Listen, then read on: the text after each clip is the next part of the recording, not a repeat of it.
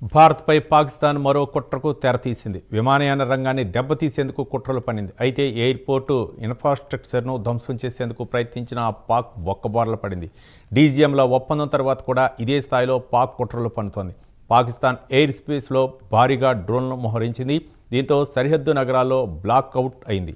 అంతేకాకుండా పాకిస్తాన్ డ్రోన్ యాక్టివిటీతో విమానాలు రద్దయ్యాయి. నిన్న ఢిల్లీ నుంచి అమృత్సర్ బయలుదేరిన ఇండిగో విమానాన్ని కాసేపటికే ఢిల్లీకి మళ్లించారు. ప్రస్తుతం పాకిస్తాన్ కపట బుద్ధి వల్ల భారత్కు ఇరిటేషన్ వస్తోంది.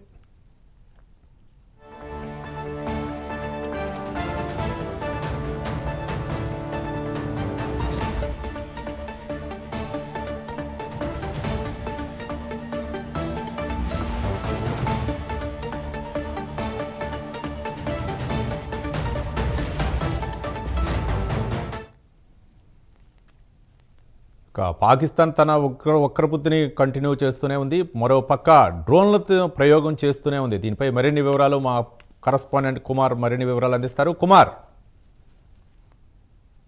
జమ్మూ కాశ్మీర్లోని జరిగిన పెహల్గామ్ ఉగ్రదాడికి సంబంధించి భారతదేశం దానికి ప్రతీకారం తీర్చుకుంది.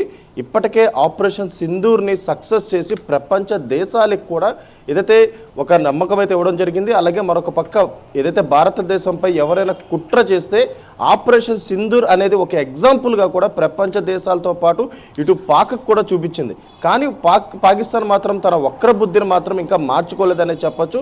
ఎందుకంటే డీజీఎంల ఒప్పందం తర్వాత కూడా పాకిస్తాన్ తన వక్ర బుద్ధిని అయితే చూపిస్తుంది. ముఖ్యంగా చూసుకున్నట్టయితే ఇటు విమాన రంగాన్ని ధ్వంసం చేసేందుకు కూడా పాకిస్తాన్ భారీ కుట్ర పొందిందని చెప్పొచ్చు. ఎందుకంటే ఏదైతే పాకిస్తాన్ ఎయిర్ స్పేస్లోని భారీగా డ్రోన్లు కూడా చేరాయి.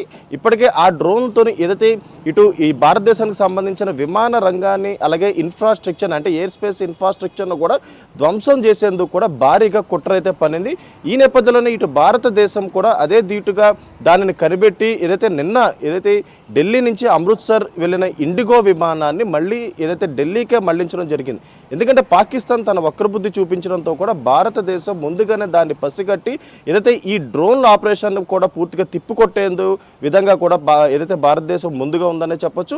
అలాగే మరొక పక్క చూసుకున్నట్టయితే ఇప్పటికీ ఏదైతే పాకిస్తాన్ ప్రజలు కూడా ఆ పాకిస్తాన్లోని తిరుగుబాటు చేయడానికి కూడా సిద్ధమైన నేపథ్యంలోని ఇటు ఏదైతే ఇప్పుడు తాజాగా డీజీఎంలో ఒప్పందం కూడా జరిగింది, కాల్పులు విరమణ కూడా జరిగింది. కానీ పాకిస్తాన్ మాత్రం అవేమీ పట్టించుకోకుండా ఇటు భారతదేశంపై ఏదైతే దాడులకైతే కుట్ర చేస్తూనే ఉంది. అలాగే దానికి సంబంధించి కూడా ఇప్పటికీ భారతదేశం కూడా ఘాటుగానే స్పందించింది. ప్రధాని మోడీ కూడా దీనిపై ఘాటుగానే స్పందించారు. ముఖ్యంగా పాకిస్తాన్ గనక బుల్లెట్లు పట్టుకొని వస్తే ఇటు భారతదేశం మాత్రం మిసైల్తో దానికి సమాధానం ఇస్తుందంటూ కూడా ఇప్పటికే మోడీ అయితే వ్యాఖ్యానించడం జరిగింది. అలాగే మరొక పక్క ప్రపంచ దేశాలు కూడా ఇటు పాకిస్తాన్ అలాగే భారతదేశానికి మధ్య యుద్ధం జరిగితే భారీ నష్టమే కలుగుతుందంటూ కూడా ఇటు చర్చల్లో పాల్గొని మరి ఏదైతే ఈ శాంతి చర్చలకైతే ముందుకైతే వెళ్ళడం జరిగింది. అదేవిధంగా భారతదేశం దానికి సానుకూలంగా స్పందించి ముఖ్యంగా చూసినట్టయితే కాల్పు విరమణను కూడా ఒప్పుకోవడం కూడా జరిగింది. కానీ పాకిస్తాన్ మాత్రం నిన్న రాత్రి ఏదైతే ఇటు ప్రధాని మోడీ ప్రెస్ మీట్ తర్వాత కూడా వరుసగా కాల్పులు కూడా జరపడం జరిగింది.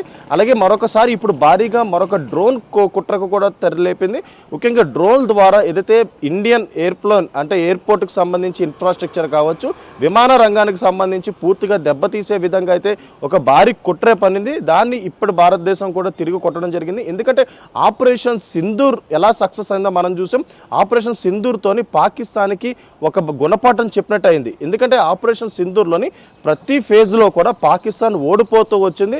ప్రతి చోట కూడా పాకిస్తాన్ ఏదైతే భారతదేశం తీసిన దెబ్బకు విలువలాడిందని చెప్పొచ్చు. అలాగే మరొక పక్క ఇటు ఇండియాని ఏమీ చేయలేక ఒక ఫేక్ న్యూస్ ద్వారా ఇటు ఏదైతే ఇండియాపై దాడులు చేసాం, ఇండియాపై సక్సెస్ సాధించామనే విధంగా ఫేక్ న్యూస్లు కూడా ప్రచారం చేసింది. కానీ ఇటు భారతదేశం మాత్రం ఆపరేషన్ సింధూర్తోని ప్రపంచ దేశాలతో పాటు ఇటు పాకిస్తాన్కు కూడా ఏదైతే ఒక గుణపాఠం చెప్పిందనే చెప్పొచ్చు. ఎందుకంటే భారతదేశంపై ఎవరైనా కుట్ర పన్నితే దాన్ని ఏ విధంగా భారతదేశం తిప్పు కొడుతుందనే దానిపై పూర్తిగా స్పష్టత అయితే ఉంది. అలాగే మరొక పక్క ఇటు పాకిస్తాన్కి సంబంధించిన ఉగ్రవాదులు అంటే ఇండియా వచ్చేసి పాకిస్తాన్లోని సామాన్య ప్రజలకు ఎటువంటి ఆటంకం కలగకుండా కేవలం ఉగ్ర సంస్థలు ఉగ్రవాదులు అంటే సుమారు 100 మంది కీలకమైన ఉగ్రవాదుల్ని నేలమట్టం చేశారు.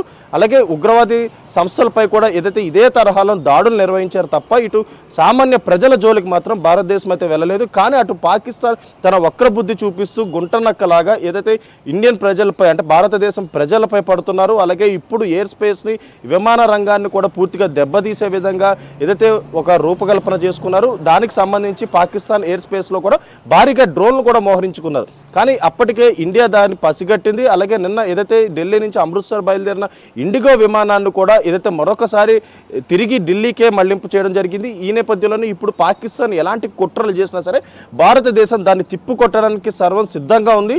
ఇప్పటికే ఏదైతే డీజీఎంల ఒప్పందం ద్వారా ఏదైతే కాల్పుల విరమణ అయితే చేయడం జరిగింది. కానీ ఆపరేషన్ సింధూర్ మాత్రం కంటిన్యూగానే ఉంటుందంటూ కూడా ఇటు ప్రధాని మోడీ కూడా చెప్పడం జరిగింది. ఎందుకంటే ఇటు పాకిస్తాన్కి వక్రబుద్ధి ఉంది. అలాగే నొక్క తోక ఏదైతే ఊపినట్టు ముఖ్యంగా బ్యాక్ సైడ్ అంటే వెనక వెన్నుపోటు కింద ఏదైతే భారతదేశంపై చొచ్చుకొచ్చే విధంగా కాల్పులు అయితే జరుపుతున్నారు.